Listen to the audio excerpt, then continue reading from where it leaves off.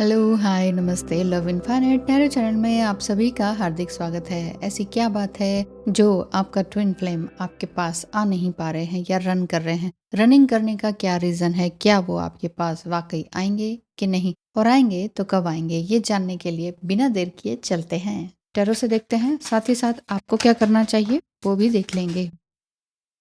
वापस आएँगे तो कब आएँगे? ऐसा भी देख लेते हैं। और रन क्यों कर रहे हैं? ये भी देख लेते हैं। कारण क्या है रन करने का?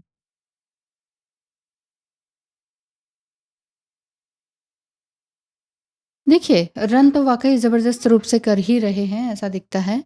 और उन्हें समझ में नहीं आ रहा कि करना क्या है? एक्सेप्टेंस वाली बात नहीं दिखाई दे रही है। बैलेंस होने की कोशिश में हैं, किंग ऑफ सोर्ड्स रिवर्स में आया है। बैलेंस होने की कोशिश में है लेकिन हो नहीं पा रहा है कि मैं इस जर्नी को कैसे लेके जाऊँ, कैसे लूँ इसे अपने हाथ में। इसीलिए इन्होंने हो सकता है कि छोड़ ही दिया हो कि ठीक है, जो भी होगा भगवान ही देखेंगे। एस ऑफ सोर्ड्स भी है, हाँ, वाक़ई ईश्वर ही आपकी तरफ देखेंगे और सही रास्ते में आपको लेकर आएँगे। सेवन ऑफ पेंटिकल्स भी है जो कि ये बता रहा है कि रनिंग करने का कारण तो यही है, कहीं न कहीं फ़ियर है और एक्सेप्टेंस नहीं है, ठीक है? और वापस आने का भी दिखता है लेकिन काफ़ी टाइम बाद दिखता है। समय काफ़ी लंबा है, इसलिए अभी बताने से आप डर सकते हैं। समय अभी लंबा दिख रहा है लेकिन देखिए, हो सकता है जल्दी भी हो जाए, इसीलिए द फूल कार्ड है, एक्सेप्टेंस वाली एनर्जी दिखती है कि आपको क्या करना चाहिए वो चीज़ बताई जा रही है। रन करते ही हैं, एक्चुअली ट्विन फ्लेम जो है ना वो रन करते ही हैं। और हो सकता है कि वो मैरिड हों, ये भी हो सकता है, और मैरिड होने के कारण भी ऐसा दिखाई देता है। क्रिटिसाइजिंग द अनदर, आप हो सकता है कि आप एक दूसरे को क्रिटिसाइज कर रहे हों इतने टाइम तक और क्रिटिसाइज करते करते भी थक गए हों। इसमें हैप्पीनेस तो आपको मिलेगी नहीं, बल्कि रिलेशनशिप जो है ना खराब ही होगा। अगर मैग्नेटिकल अगर चमत्कारिक रूप से आपने कुछ करना है चेंज, तो फिर तो आप सरेंडर हो जाइए। ट्विन फ्लेम्स का कार्ड है, योर पैशन इग्नाइट्स। आपका पैशन जो है ना उस तरफ आप जाइए कि मेरा पैशन क्या है, मुझे करना क्या चाहिए, असल में मैं यहाँ पर करने क्या आया या आई हुई हूँ। Healing, imagine yourself and your beloved surrounded by light. आप ये इस तरह से जब भी मेडिटेशन करें, इस तरह से सोल्यूशन निकालें कि आप और आपका पार्टनर साथ में बैठे हुए हैं और दोनों एक दूसरे को हील कर रहे हैं। ज़रूरी नहीं है उनका नाम लेना, बट हाँ, फिर भी आप कहीं न कहीं इस तरह से ये फीलिंग्स बोल सकते हैं। Emotions are natural and necessary part of life, but they can also distort your perception and cloud your vision. देखिए, इमोशंस आ रहे हैं, आप रो रहे हैं, तकलीफ में है, ये हो गया, वो हो गया, अब मुझे परेशानी हो रही है, उसने ऐसे कह दिया, अब मैं ये चाहता हूँ, मैं ये चाहती हूँ, ये हो जाए, वो हो जाए। ऐसा कुछ करने की ज़रूरत नहीं है, क्योंकि हाँ, ठीक है, एक्सेप्ट कीजिए कि आपके इमोशंस हैं। लेकिन इमोशंस को सही रास्ते पर लेकर आना भी तो आपका कर्तव्य है ना, वो वाली बात है।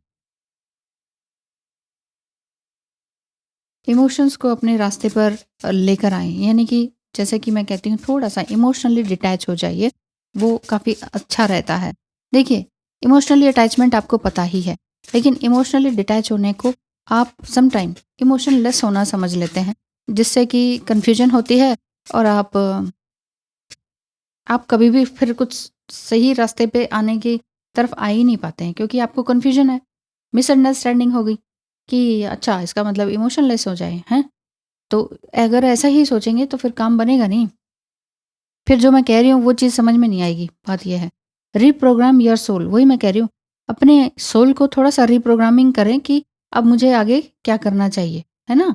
मैं जो कर रही हूँ कहीं मेरी तो ज़्यादा एक्सपेक्टेशंस नहीं है, और अगर एक्सपेक्टेशंस ज़्यादा नहीं है और मैंने बहुत अच्छा काम दिया है अब तक, अपने इस रिलेशनशिप को 100% निभाया है, फिर भी कुछ हो रहा है तो फिर just release all these karmas, ठीक है? रिलीज़ करने की कोशिश करें जितनी भी नेगेटिव बातें हैं।